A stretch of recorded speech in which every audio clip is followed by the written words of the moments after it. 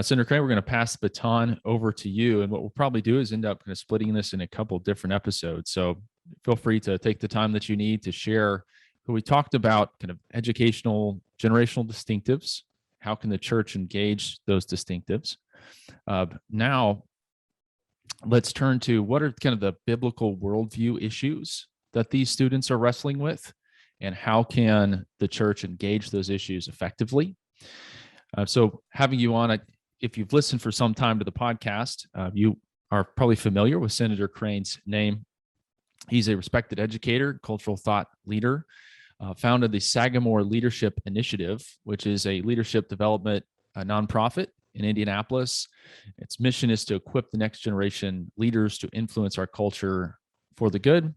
Graduate from Taylor University, also Trinity International University. And one thing that really interests me, graduate from Oxford Center for Christian Apologetics, Wycliffe Hall and Oxford University, also a Colson Fellow with Chuck Colson Center, and then joined the Indiana Senate a number of years ago, serves on a number of key committees. And so appreciate your voice as a former pastor, an apologist, and also as a public servant.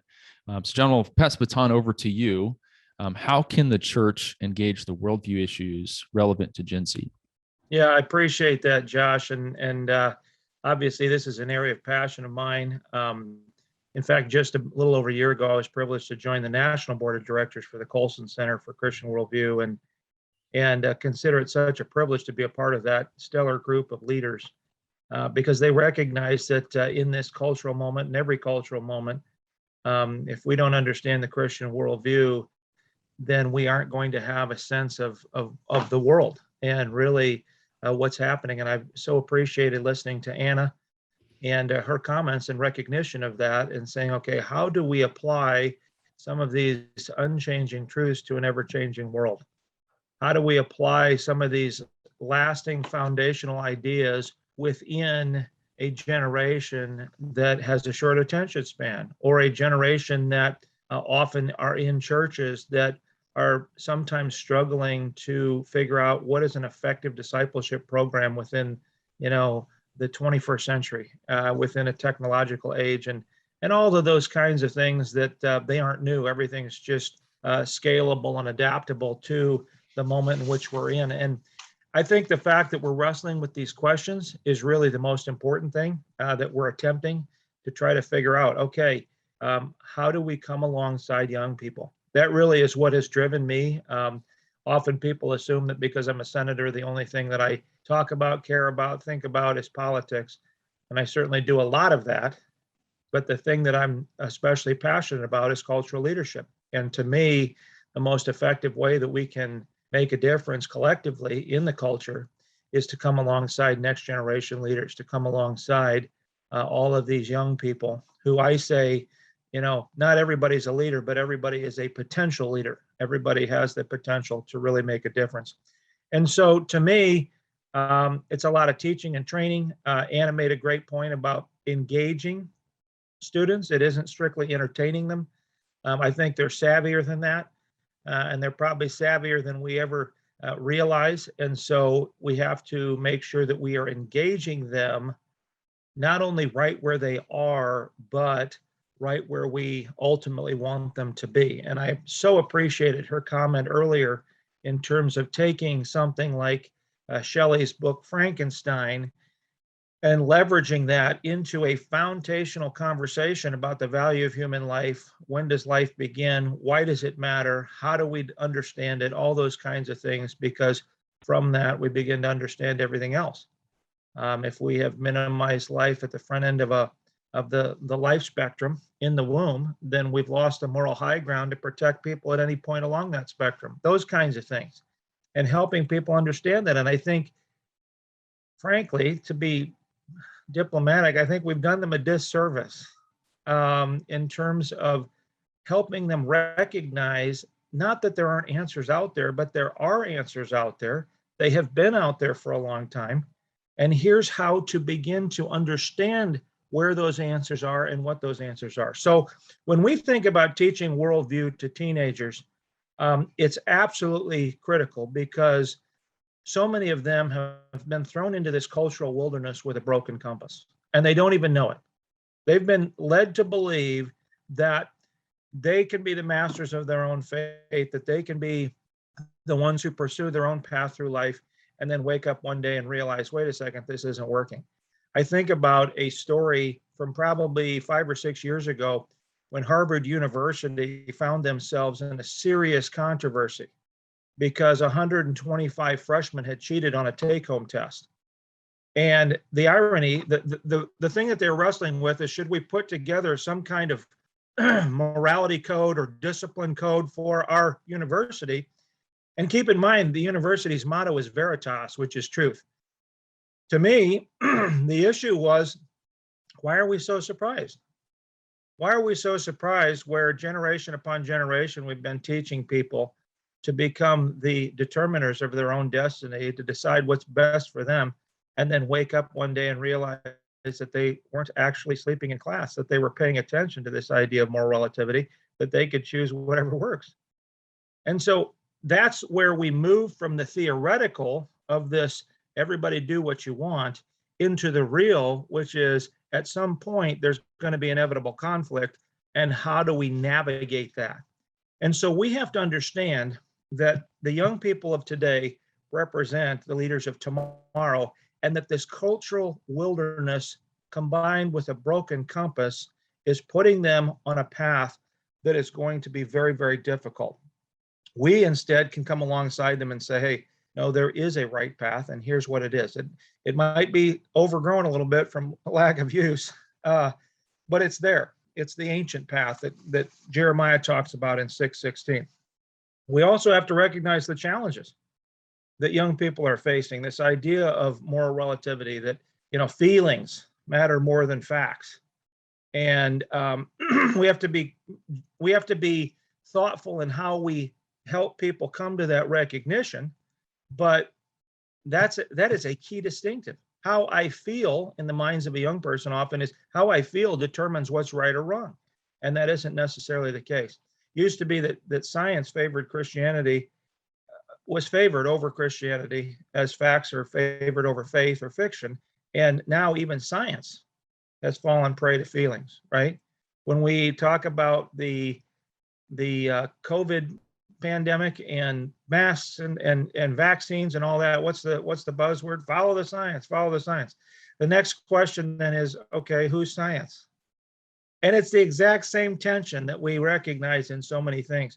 So we have people who are struggling with this idea and don't even realize that they've adopted this kind of me first mentality. We have young people, and Anna mentioned this. The phrase I use is they are digital natives. I am not that old, but I am old enough that I predated the popular use of the internet at a time when you had to use dial-up phones that were stuck to a wall, things like that, where now they have more computing power in their pocket or their purse than we've ever had. And that's wonderful in many respects. I mean, you have the knowledge of the world at your fingertips. You could tap into the Bodleian Library at Oxford University if you wanted to. But the downside is you have unlimited possibilities, and many of them are dark. Many of them are not based in truth. And the whole point is, how do you navigate this in a digital world? How do we navigate, as Anna said, some of the personal and interpersonal aspects of being digital natives? This loss of relationship, the inability to be able to, or let's say not the inability, but the inexperience of being able to have interactions with people in real time and actually have a face-to-face conversation and know what it means to give somebody a good hard handshake and all those kinds of things. The other thing too that I think is really important is what crosswalk.com called the scandal of biblical illiteracy. And this is not confined just to the next generation. We have adults, we have pastors who aren't quite as biblically literate as they need to be. And so it's a communal effort within the Christian community that we need to all be challenged by this idea of, how can I learn more and more about the Bible as the compass in being able to understand truth? We live in a clash of worldviews. that are competing for our allegiance. And this is directly related to biblical literacy and moral relativity. I have to decide what my criteria for truth is, which we know to be God's word. And then I have to try to figure out how does that apply to the world in which I live and all these other ideas and isms that are competing for my attention and my allegiance. Anna talked earlier about what we call moral therapeutic deism, which sounds like a big fancy phrase, MTD. So I won't get back into that, but that is a very real part of where young people are today. And frankly, finally, we have to be able to make the case for truth. One of the things that I do with the young people that we talk about is I don't even start with whether God exists or whether or not Christianity is a viable option or whether or not the Bible is true and we should read it or whether or not Jesus died and was resurrected, because none of that matters if a young person doesn't believe that there's actually truth, that there is a right path for understanding the world. I think in today's climate and today's cultural moment, those of us who care about being on mission, being on the Christian mission, have to scale back our starting point. It used to be in the culture that we could assume, well, there's kind of a general feeling of a sense of Christianity, we're a Christian nation, all those kinds of things. And as Anna pointed out, we are a post-Christian culture. We're a post-truth culture. And so we have to start further back at a more foundational idea of, is there truth or not? And is it knowable? And get people to recognize there is, and yes, it is knowable. And therefore, what is it? And then move them into, okay, here's the Bible. Here's what the Bible says. There is a God, all those kinds of things. So we have to be really persevering, really would be the word I would use in trying to figure out where we start. Now, there's a illustration, and this has been attributed to C.S. Lewis. I haven't exactly found the exact location of it yet, but I'm still looking. But the idea, I think, is very simple. And one of the little techniques that I talk to people about when you're trying to help share an idea is what I call a napkin note. The idea being that if you're sitting in a coffee shop and just having a conversation with somebody, it's like, what's a little idea or a little illustration that you could sketch on the back of a napkin to make the point? And C.S. Lewis has this dot in the circle diagram. Here's how it goes. If I'm sitting across the table, say from you, Josh, and we were having this conversation and you were a little skeptical and resistant to Christianity or even the idea of God, then I would ask you, okay, let's just for the sake of discussion, have you draw a circle on the back of this napkin. And the circle it represents all knowledge of all humanity over the entire course of human history. That's what that circle represents. Then I would give you the pen and I would say, within that, all knowledge over the course of human history, how much knowledge would you say that you have? Well, depending on how bold and egotistical you are, determines how big your dot is. But the reality is, it's just a micro dot compared to all available knowledge over the course of human history. That little dot in the circle illustration then allows me to simply ask a question.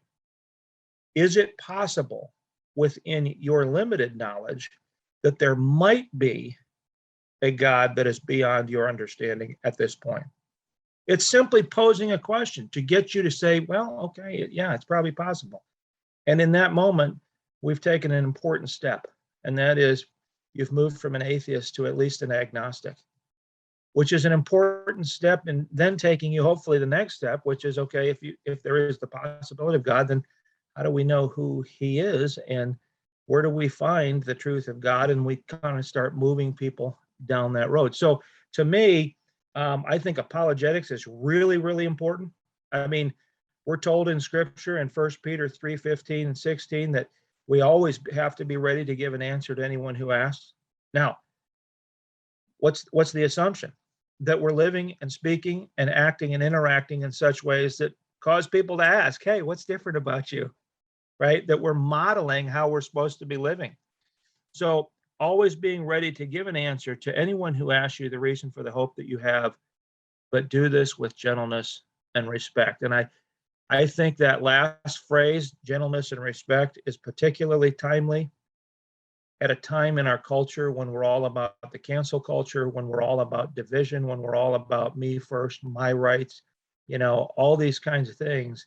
Man, isn't it refreshing when you have conversations with genuine Christians who are living that out with gentleness and respect? Wow, okay, here's somebody that respects me and that I would love to have further conversations with. So trying to model that with young people is really, really important. So the idea then is, how do we teach young people to love God and to live out the gospel? Well, C.S. Lewis, in his very famous book, Mere Christianity, which was originally a series of radio broadcasts during World War II, he divides it up into two basic ideas of beliefs and behaviors. Okay, what do I believe? And then how do I live? What does it mean for, all these different ideas of God, the Bible, truth, and all that? And then what does that mean in terms of how I act and interact within the world? And we don't have time today to go into a lot of exegetical analysis of Acts 17, but I would encourage your audience to go and do some study on Acts 17, verses 16 to 34, when Paul is speaking in the Areopagus. It's one of my favorite chapters. I resonate with Paul and his approach to life and apologetics and all those things. And there's some important things to see in there if you take a fresh look at it. I just want to kind of draw some ideas out. And I would just encourage you in the audience there, if you're taking some time, go back, use these ideas and see if you can see where they fit. First one is know your audience. Who are teens today? What do they care about? Years ago, I was up at Willow Creek Church for the Global Leadership Summit, and they interviewed a guy who worked for MTV. And at first I thought, well, that's kind of weird. Why do they have a guy from MTV there? And they were talking about how we reach young people today. And they used him as an expert. And man, the more he talked, the more I was like, this guy is a genius. Because he said that at MTV, and this was probably 20 years ago or more, he said one of the things that they did is they would go into a young person's bedroom and just observe. What clothes are they wearing? What posters are on the wall? What music are they listening to? And fast forward 20 years, what are they tracking online? All these different things. What do they care about? What markers do they use? I mean, all this research, just hands-on immersive research. And then they just said, and so then we tailored all of our programming to those things. And they were very successful. And it's like, wow, that's pretty interesting. And I think that's where all of the things that Anna brought to this conversation are so valuable in saying, okay, where are young people today? What are they into? What do they care about? Not just, they all want to be online, but even the deeper things, like the heart things of really actually wanting to change the world. And guess what? With the advances of technology today, they actually have the capacity to do it in ways that previous generations never felt like they could do. This idea of legitimately a generational goal of eliminating poverty in our lifetime. You track back to my generation, which is Gen X, or anything before that, that is such an audacious goal that it doesn't even seem to be in the realm of the possible. And in today's world, with the heart and the technology, I think it actually is. And I think that people are recognizing that, or bringing clean water to Africa, or solving homelessness, or sex trafficking, or all these things that have been there since the fall of humanity, that now young people are in a position to do wonderful things. It's fantastic. So knowing the audience is huge. And if you look at Acts 17, you'll see that Paul, there's different clues and cues that demonstrated that he understood his audience that he was speaking to. Secondly, is building bridges into their world. Trying to figure out, okay, in light of who you are and what you're about, and in light of where I know I want to take you, which is the truth of the gospel as the hope of the world, then what is a bridge that I can build into your world? And in his case, he recognized, as he says to them, I've seen that you're a very religious people. which is a compliment. He's recognizing the things that they value. And he said, I've noticed that you have a statue to an unknown God. Well, the God that is previously unknown to you, I'm going to make known to you today. And there's the bridge. So he builds that bridge. The third thing is that he uses the link to the gospel message and then walks them back across the bridge, which leads us to the final thing. He takes that link and then grounds the message in God's word, begins to draw out the truth of who God is. That previously this God allowed ignorance, did not come down as harshly as he might have, because he knew that the people didn't understand that. But now they understand more, and now are going to be held to a higher accountability and all those kinds of things. And that set the stage then for Paul being able to share the gospel. I think it's really, really important that we make sure that we have that grounded in God's word or in biblical truth. It isn't always that we have to go straight to chapter and verse. If you're anybody who's ever talked to an atheist or an agnostic, and you know, I think about, for example, years ago, I was speaking to a group of adults at a church, and I just said, why should marriage be between a man and a woman? And a gentleman raised his hand and he said, because God said so in his word. I said, that's right. Why? And he laughed and he said, well, you got me there. He hadn't thought through the issue, even what are the biblical principles beyond chapter and verse.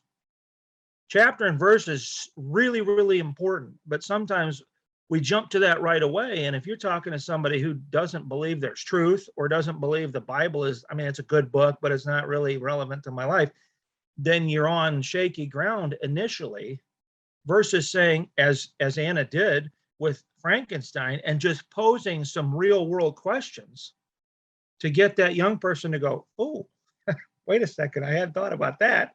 At which point, I assume, I don't know, Anna, that whether this was true or not, but didn't go straight to chapter and verse in the scripture to make that point. Didn't get all preachy about it. Actually let that kid kind of teach himself the truth that is actually biblical truth, whether we know chapter or verse related to it. Okay. So I think that's really important. The other thing I would say in regard to teaching methods and strategy is this idea of the Socratic teaching method, which sounds really philosophical and all that because it's kind of named after Socrates. But really what it is less monologue and more dialogue.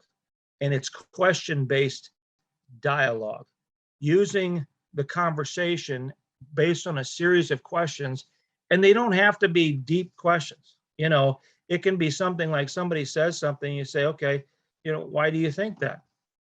And then they have to unpack. And then you can simply say, oh, that's interesting. Why do you think that? And, or, okay, I hear what you're saying. Have you thought about this? What do you think about? And you begin to gently like bring a different perspective in the form of a question that gets them to have to start doing this kind of internal debate in their own head, where you can gently kind of have them explore the truth of where we're going. I remember years ago, I was speaking actually at a Colson Center event on how to teach worldview to teens. And Chuck Colson walked in the back of the room while I was teaching. That was a little unnerving, but he was very gracious. And he made the point in that conversation. He said, no matter where you're going, you start at point A, and that Socratic conversation can go in a variety of different directions. Never forget where point B is. Right? Always make sure that no matter where we've traveled, we're always able to land the plane where you need it to be landed that day. And it could be in the context of a classroom. It could be, as we've talked about, a context over a meal with parents or with grandparents, or maybe you're taking your child to or from school and you have 20 minutes a day to just kind of have conversations with them, get them to think through these things, bring some additional perspective, letting the logical flow of the questions drive the conversation to your desired goal. And you just got to stay engaged. I mean, that's the key. Stay engaged. Keep those open lines of communication. I think it's tempting sometimes for us to freak out. And as we've said earlier, go, I can't believe they're asking that. Well, guess what happens? Because it's happened to me. If somebody freaks out on me, that doesn't laid down the welcome mat to say, please come again so we can continue this conversation. What it actually does is shuts me down. And it doesn't shut me down, if I'm a young person, it doesn't shut me down to, well, I'm not going to ask that question anymore. It's just, I'm not going to ask it of you. I will ask it, and I may ask it of my friends, or I may ask it of somebody else, or I may ask it to somebody I don't even know online and get into a whole conversation there. I will be asking that question. I just won't be asking it of you. So we have to be very careful in that. And I say that as a parent who has 4 teenagers now. And so I don't always do it perfectly, but I think the goal is to keep those lines of communication open. So the big takeaways are the so what, right? The practical application. How do we help students recognize that Christianity is real and it's relevant? It actually is relevant. In fact, I would say it's the most relevant. The more you understand it, the more you realize just how relevant Christianity is to every aspect of your life, externally in the world in which we live, but internally in all the things that I'm dealing with and how I'm trying to navigate. Also, this question of why should I care? Now, we put it to students because it's easy to think of the teenager going, oh, great, why should I care about this? But it's a human question. I speak to hundreds and hundreds of people every year, and most of them are adults. And it's the exact same question. When you get up in front of people, the first question you have to address subconsciously is, in the mind of that audience member, they're asking, why should I care what you have to say? And when it comes to young people, it's the same thing. Not just in terms of what you have to say, but the bigger question of, why should I care about what God has to say or what Christianity has to say about the world in which I live? And help them understand that first part that we talked about, that Christianity is real and relevant.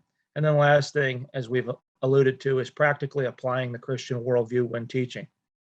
And not just in terms of thoughtful idea conversations, but real world illustrations, stories, immersive experiences, things where you can go, hey, this is real. I loved when Anna talked about her friend who was carrying snowflake babies. I mean, you talk about cutting edge in terms of the 21st century technology, bioethical scenarios.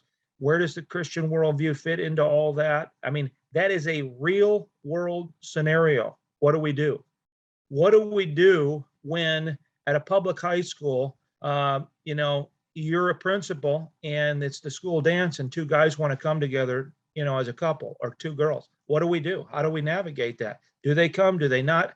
I mean, this is the world in which young people are living, and we got to help them try to figure that out. Okay. And so I think that's really, really important. So to me, I guess one of the things that I would just make sure that we are recognizing is that we're all living in a mission field, right? We used to think that full-time Christian ministry was pastors and certainly international missionaries. Maybe if you ran a nonprofit that was a Christian nonprofit, you're in full-time Christian ministry. But the reality is we're all missionaries.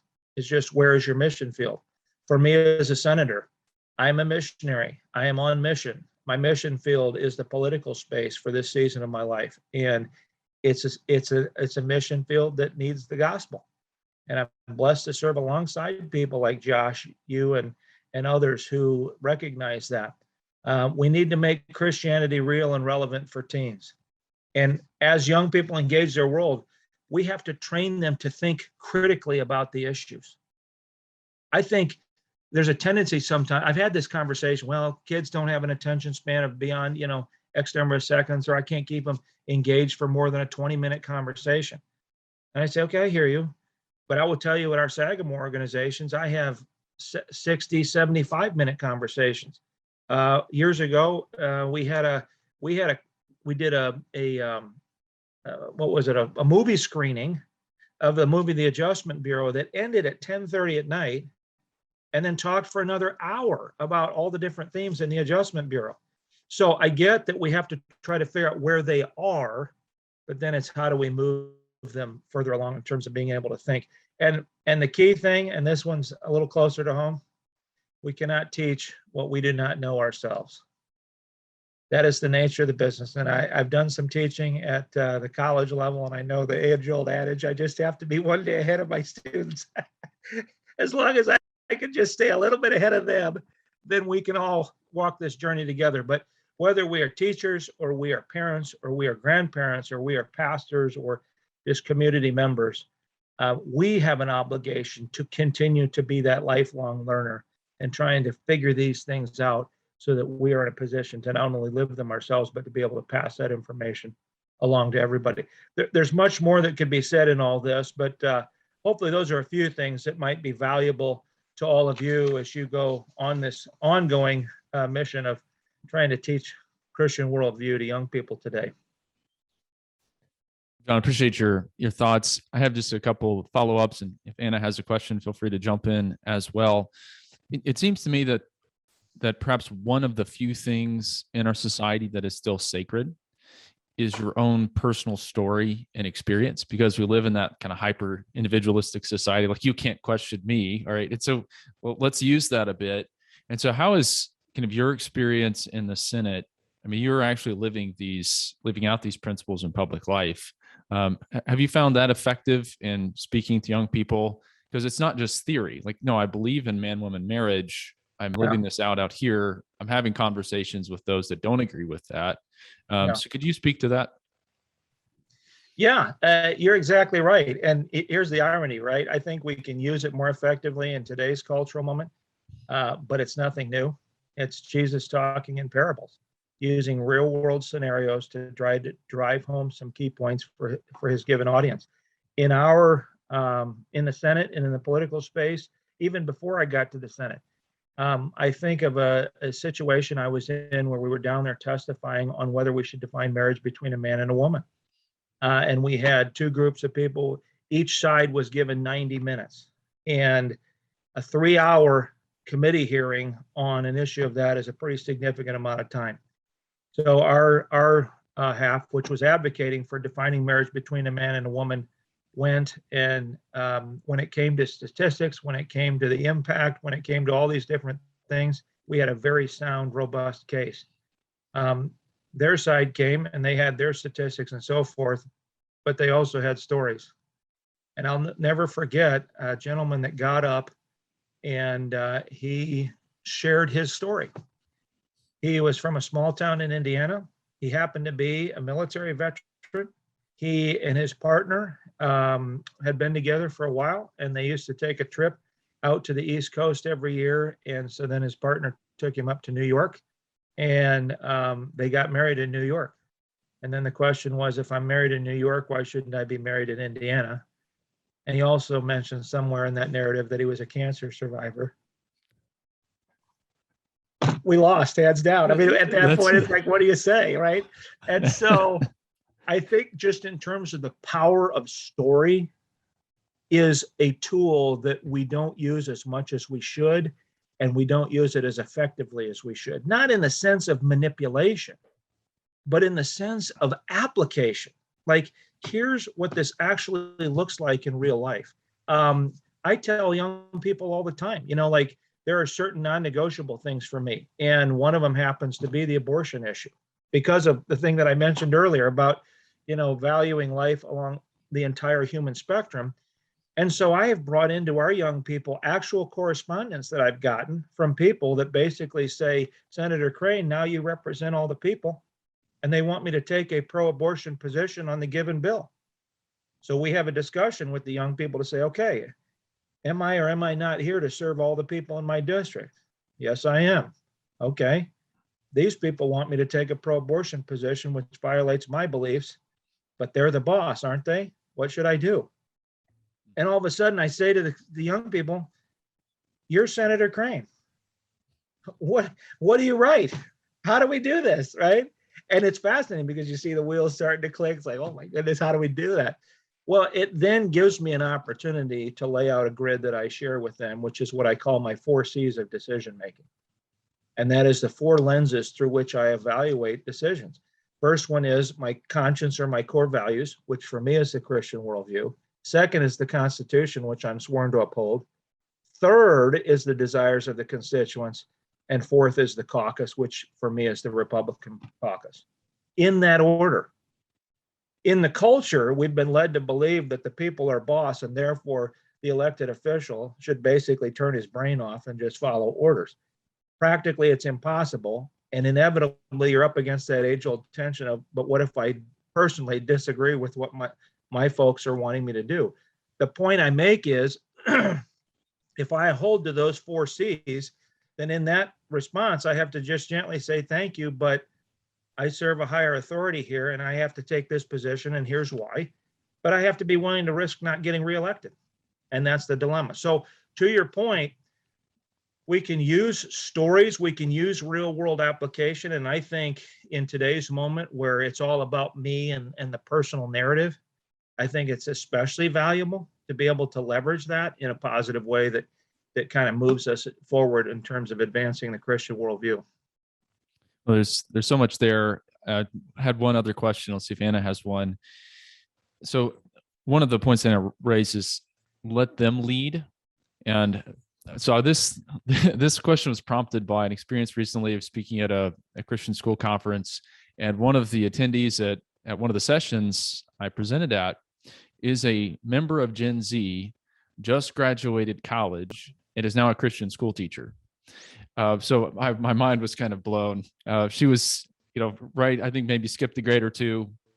But Gen Z is coming out. We had an intern last summer, a member of Gen Z. So how can we, in a sense, kind of have them help us engage their generation? Mm-hmm. I think that also, it helps them lead. It can encourage them, but maybe that's a strategy we can use moving forward. Yeah, absolutely. It's a collaborative approach, I think, right? Like, how do we, and I loved what Anna said earlier about especially the kind of the grandparents' generation, the greatest generation, some of these big ideas that people always say, well, what is the American way or the American dream? And man, what a great opportunity for the older generation to speak in. I think the older generations who have a broader perspective and who see where this thing is trending can help young people orient towards those things that are unchanging, right? Those first principles, those first ideas, those foundational things that I don't care who you are, every human, if you're going to try to pursue the truly good life, every human needs to understand that. The other side of that spectrum is tapping into the younger generation collaboratively and saying, okay, how can you help us be more effective at advancing these unchanging ideas in an ever-changing world? And that collaborative piece, as Anna pointed out, that coming alongside, to have an older generation. I remember the first time I sat down with Jay Kessler up at Taylor as a student. He sat next to me in the cafeteria and we were having a conversation. That was the first moment that I can remember where here's a guy that's a top-notch, highly capable leader is talking to me, and it felt peer-to-peer. And I was like, whoa, like, okay, that's kind of cool, So I think even the older generations coming along and saying, hey, help us think this through, it's a compliment, because there is expertise that the Gen Z and the younger generations have that we don't have. And yet there's things that we have that they don't have. And I think if we come at it with a spirit of humility and mutual collaboration, I think we can do a lot of great good. It's the power of collaboration. It's not 2 + 2 = 4. It's 2 + 2 = 10 or 20 or 100 in terms of impact. Excellent. Anna, did you have any follow-up questions or thoughts? I was just going to ask Senator Crane, I've heard before when you think about large organizations, whether it be a school or a church, it's like a giant ship with the little rudder, and it's really hard to turn things quickly, right? Like you turn the rudder, but it takes some time. So what do you think should be a first step? I mean, where do we begin? When I think about institutionally, how do we begin this process? Yeah, I mean, the 50,000-foot answer from my perspective is, and this is what I share with church leaders and Christian leaders, is if we care about where the culture's headed and we think, man, somebody ought to do something, to me, one of the best things that we can do is develop a robust Christian worldview discipleship training program in our church, in our school, and so forth.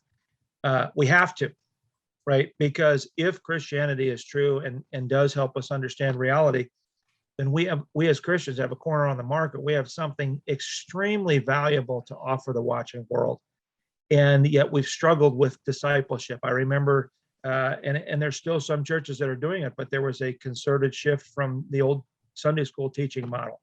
Well, we're just going to do it through small groups and things like that. It's like, okay, like I'm not opposed to the vehicle, but how are we making sure that people are getting discipled? So big picture, I think we need to do that. Where it changes, I would encourage people to check out some of the stuff that Kevin Palau and the folks out in Portland, Oregon have been doing. It's called City Serve. And it is related to how do you make a collective difference? Their context had more to do with how do we as the churches in Portland, Oregon have an impact on Portland? And it is an amazing story that he has a book called Unlikely that unpacks that. But the gist of it is, I heard them first present this at a Q conference back in, I forget, 2009, 2010, something like that, maybe 2012, where they were describing this whole thing. And there's a panel of 4 people. It's Kevin Palau. It is another gentleman, Rick McKinley from Imago Dei Church out there. It is a member of the Multnomah City County Council, and it is the former mayor of Portland, Sam Adams, who was the first openly gay mayor in a mid-major city in the country, talking about this unlikely partnership. And the thing that I took away, because they made this point, they said what we've been doing wasn't just this big institution coming together and that big institution coming together. It was Rick meeting with Sam.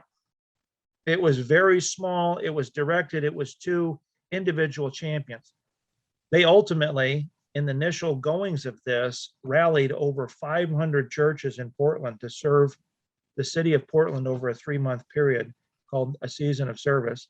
The next year it was 6 months, and the next year after that it was a full year, and the next year after that they started franchising it across the country.